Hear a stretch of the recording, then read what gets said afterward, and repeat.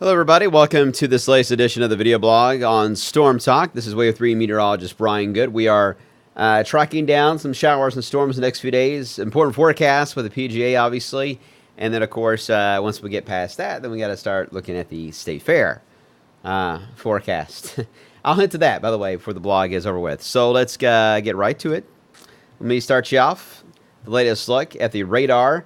And when you look at the radar, you see a few little showers trying to develop in far southwest Indiana. The atmosphere is still pretty dry. I mean, the dew points are going up, don't get me wrong, but dry enough that these are just really struggling with anything that tries to make its way towards central Kentucky. So we're going to keep the rain chance very, very small for the afternoon. Our biggest issue has been the cloud cover today.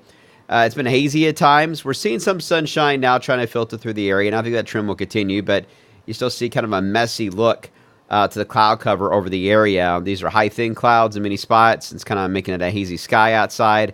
We got to watch for rain-producing clouds. It'll be cumulus clouds, and those you see bubble up right there across areas of southwest Indiana. We don't see anything like that here locally. So overall, not a bad looking day. Now, looking ahead, here's the plan. We've got this cold front that's moving in at a very interesting angle from the northeast, if you will. It's pushing to the south. There is going to be a little ripple here, low pressure. It's going to ride along that and really help dig it to the south in the next 48 hours. But in the short term for today, again, isolated showers you saw to the west. Wednesday, very similar setup. There could be some showers and storms along the front. Most of this activity, by the way, you see located in East Kentucky and Tennessee is mountain-based, or what we call orographic lift. Thunder shower activity, that's possible. This is the area, though, that of rainfall that is most likely to develop for Wednesday afternoon, but it just will slide to the south and east and likely fall apart for Wednesday. Nevertheless, we'll keep a small chance in there just in case. Now, here's the problem.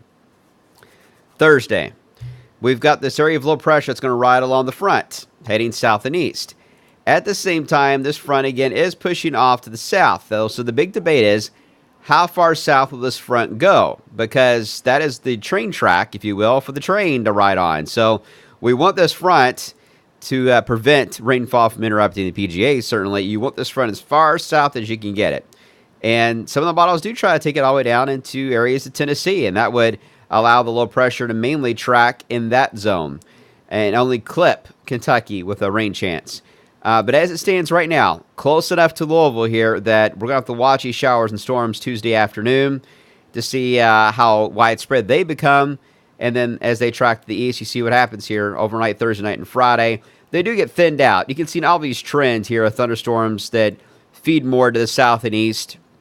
The dew points are higher in this area of the country, and thunderstorms will feed on that. So they should more than likely turn more to the south and east than anything. This activity on the northern side is going to be much more scattered, probably lighter, and very broken, and very well could become disjointed from the main low itself to where there could be a gap, and the model is even showing that, a gap of dry air in between the two that could line up perfectly right around Louisville for Thursday night, early Friday, and then by Friday morning it pushes off to the east. Now, considering the setup, initially there is going to be a pocket of decent wind with this low as it moves along the front. So there is a slight risk of severe weather in that yellow zone across Missouri and areas of Illinois.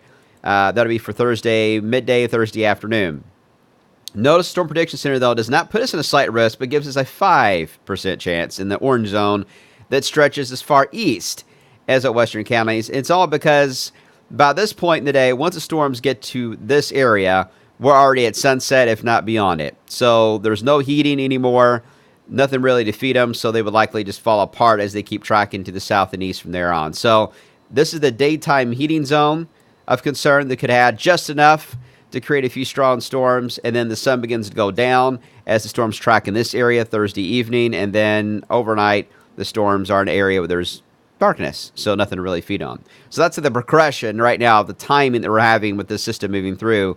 But as I stretched, we got to keep in mind, if this front can go far enough south, the main activity would stay mainly to the south. If we're wrong and the front is actually located a little further to the north, then that would put us more in line with a heavier rain threat. Hopefully we can avoid all that and preventing interruption with the PGA. Just too early to tell. As we enter the weekend, once the front goes by, we'll try to get some heat back in here as we head into the weekend.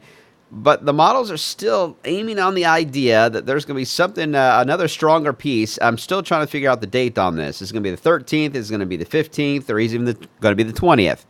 But there's still some signs of a decent trough that'll push through here as we enter the middle of August, if not the last 10 days of August. That would obviously affect the state fair, and in a good way. Could cool things down.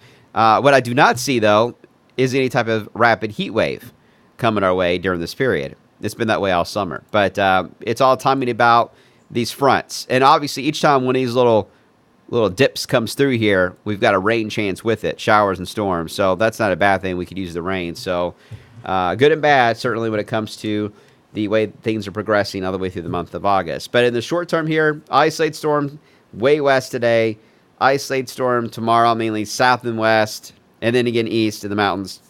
And then Thursday is our main issue. How is that low going to track? How widespread is it going to be? Are there going to be strong storms with that? Is the dry air going to eat it up alive once it gets to I-65 Thursday night? We've seen that happen many times, and I wouldn't roll that off the table. So there's no sense in worrying too much about a widespread event or a major impact from PGA because so far this season we've seen a lot of these show up on the map, and then when we get to the actual day, you see the reality of it is not that impressive. So just something we're watching. So that's the behind the scenes right now of why the 7-day forecast looks the way it does. All right, thanks for watching. We'll be back here today starting at 5 o'clock.